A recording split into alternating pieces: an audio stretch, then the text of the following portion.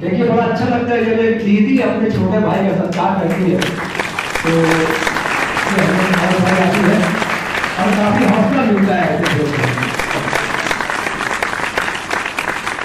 आइए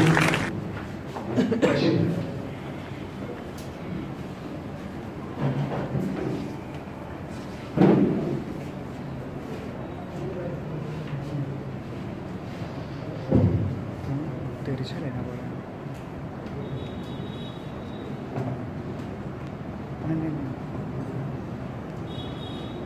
ओम शांति। मालिकम सलाम। अल्लाह, हम सब मालिकों का सलाम करते। क्यों मालिक कहते अल्लाह? क्योंकि अल्लाह ने हमें विश्व का मालिक बनाने का एक बहुत बड़ा गोल्डन चांस दिया। वो कहते आप बच्चे मेरे नैनों के नूर हो,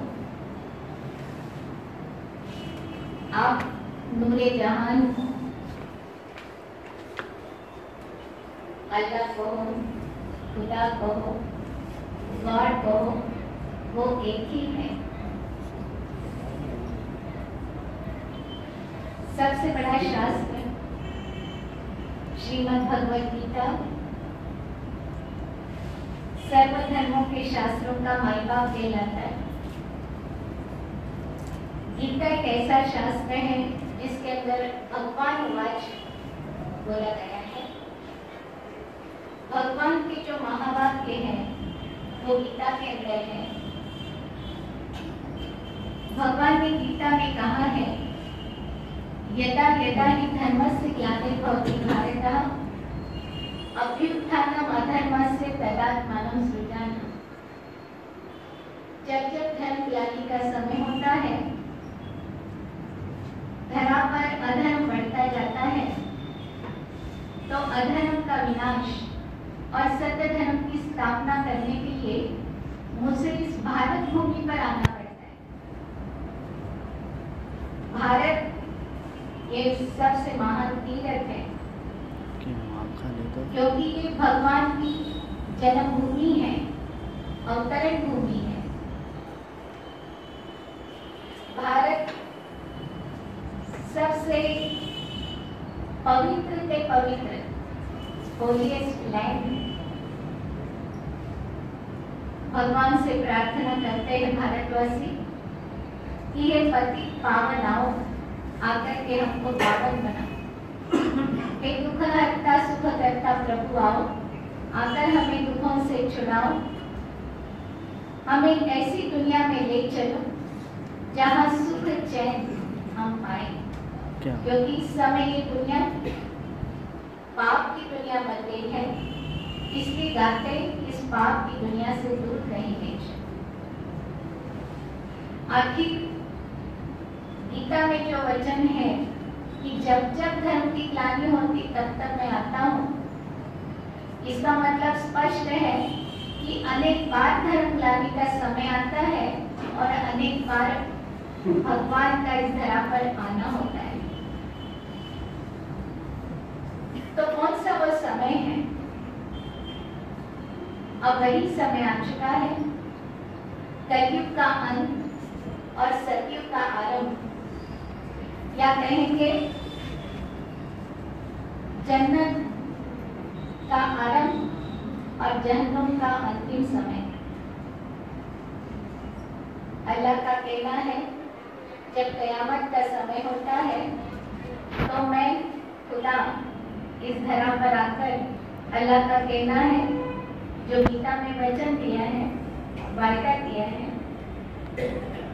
मन मना हो मामेकम शरणं व्रज, तुम मेरी शरण में आओ तो मैं तुम्हें सब पापों से मुक्त कर दूंगा। भगवान कहते देह सही देह सर्व धर्मों को त्याग। मैं हिंदू हूँ, मैं मुस्लिम हूँ, मैं क्रिश्चियन हूँ, मैं सिख हूँ, ईसाई हूँ, ये धर्म को त्याग और अपने को आत्मा समझो, अपने को रूह समझो और आत्मा का जो पिता है जिन्हें हम परम पिता पिता परमात्मा कहते हैं, उस रूहानी पिता को याद करो, क्योंकि उनकी याद से ही हमारे पाप बख्शाए जाएंगे और हम पाप बन करके उस पति पावन परमात्मा के साथ वापस अपने घर लौटेंगे। क्योंकि देह के धर्म में आकर के आज कलयुग के अंत में कितने चारों ओर हाहाकार मचा हुआ है। अल्लाह ने तो हमको इस धरा पर खेल खेलने के लिए भेजा। ये संसारिक गुलदस्ता है, इसमें वैरायटी धर्म एक विराट रूप है, वैरायटी ड्रामा है। कोई हिंदू है, कोई मुस्लिम है, कोई सिख है, कोई ईसाई है।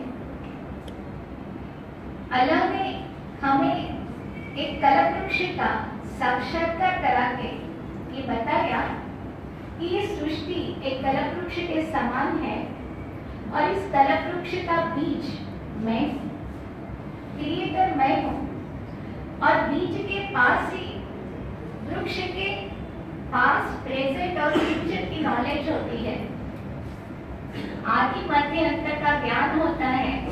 या इसकी उत्पत्ति कैसे होती, उसकी पालना कैसे होती है और उसका संहार कैसे होता है, इसका ज्ञान होता है। तो वो बीज रूप परमात्मा हमें बताते हैं कि जब ये भारत भूमि 5000 वर्ष पहले सतयुग और त्रेता युग में एक ही देवी देवता धर्म कहलाता था, इसी भारत भूमि पर देवताओं का राज्य था, जिसकी यादगार में श्री लक्ष्मी, श्री नारायण, श्री राधे, श्री कृष्ण, श्री राम, श्री सीता के मंदिर बने हुए हैं। इन्हों का राज्य इस भारत भूमि पर था। और जब द्वापर युग आया तो सबसे पहले इस्लाम इब्राहिम आए, उन्होंने इस्लाम धर्म स्थापन किया। उनके 250 वर्ष बाद बौद्ध आए, उन्होंने बुद्ध धर्म स्थापन किया। उनके 250 वर्ष बाद क्राइस्ट आए, उन्होंने कृष्ण धर्म स्थापन किया। उनके 500 वर्ष बाद शंकराचार्य आए, उन्होंने संन्यास धर्म स्थापन किया। और उनके 100 वर्ष बाद मोहम्मद आए, उन्होंने मुस्लिम धर्म स्थापन किया। और कलयुग में फिर मुस्लिम धर्म के 900 वर्ष बाद, माना आज से 500 वर्ष पूर्व, गुरु नानक आए, जिन्होंने सिख धर्म स्थापन किया। तो इस प्रकार की वैरायटी ड्रामा एक गुलदस्ते के माफिक अल्लाह ने रचा हुआ है। लेकिन कलयुग के अंत में देह के धर्म के भेद में आकर हम सब आज क्या कहें, लेकिन अल्लाह का कहना है कि आप सब मेरी संतान हो, सब रूहानी पिता के संतान हैं। इसलिए तो हम सब चाहे भारतवासी उस रूह की यादगार में ज्योतिर्बिंदु शिव को पूजते हैं। तो क्राइस्ट ने भी कहा है God is one, God is light and might. Mohammad ने भी कहा है नूर। जब हज पर जाते हैं, मक्का में जाते हैं, तो संगे अस्वद एक ज्योति के आकार का पत्थर उसको चूमते हैं, तब समझते यात्रा सफल हुई। तो ज्योति को मानते हैं मोहम्मद भी।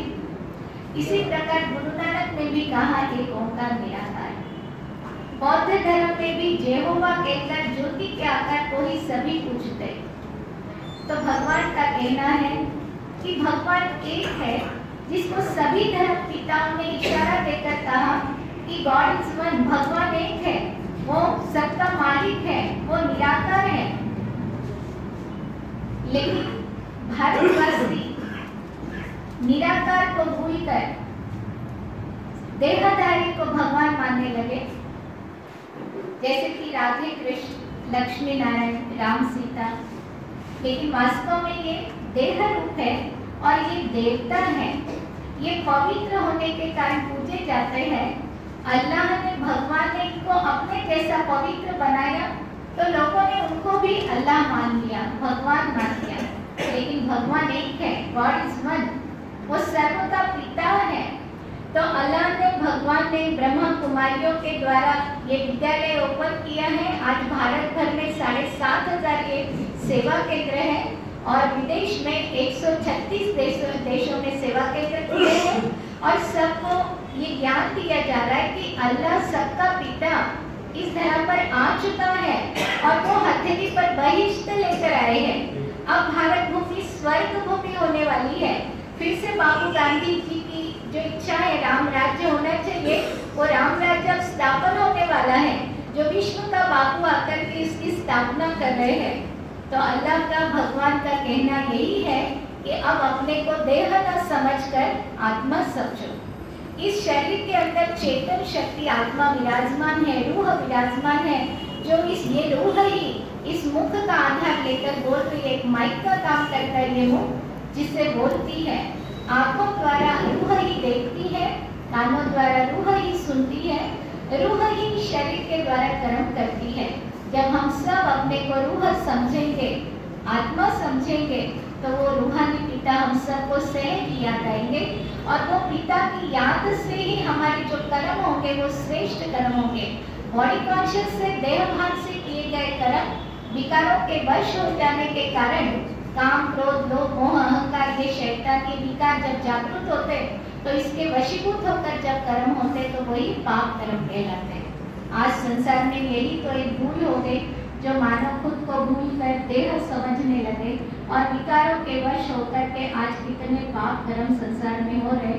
अब इस पाप की दुनिया को परिवर्तन कर पुण्य की दुनिया लाने के लिए ही ये गीता का ज्ञान और राज्यों की शिक्षा ही इस ब्रह्मा कुमारी विद्यालय में दी जाती है। यहाँ किसी प्रकार के भेद नहीं है, किसी न रंग भेद है, न जाति भेद है, न भाषा भेद है, न धर्म भेद है। अल्लाह के तो सब बच्चे हैं, सबको अधिकार है अपने पिता को पहचान कर अपने पिता से अपना वर्षा लेना, जो हमारा बर्थ राइट है, हमारा जन्म सिद्ध अधिकार है। हम पिता के बच्चे हैं, वो पिता हमको बहिष्ठ देने के लिए आए हैं, वो हमें वापस अपने घर ले जाने के लिए आए हैं, क्योंकि अब महाविनाश की तैयारियां भी सामने खड़ी है। आज महाभारत का समय वही है, और महाभारत के समय ही तो गीता ज्ञान दिया जा रहा था। तो एक अर्जुन को नहीं, हम सब ज्ञान अर्जन करने वाले अर्जुनों को गीता का ज्ञान मिल रहा है और अर्जुन की शिक्षा दी जा रही है। इतना ही भगवान का कहना है कि आपको घर बार छोड़ने की जरूरत नहीं, घर गृहस्थ में रहो, अपना कार्य व्यवहार भी संभालो, परंतु अपने को आत्मा निश्चय करो और मुझ पिता को याद करो और जीवन को पवित्र बनाओ, क्योंकि अब पवित्र दुनिया आ रही है। तो पवित्र बनने में ही पवित्र दुनिया का अधिकार हम प्राप्त कर सकेंगे।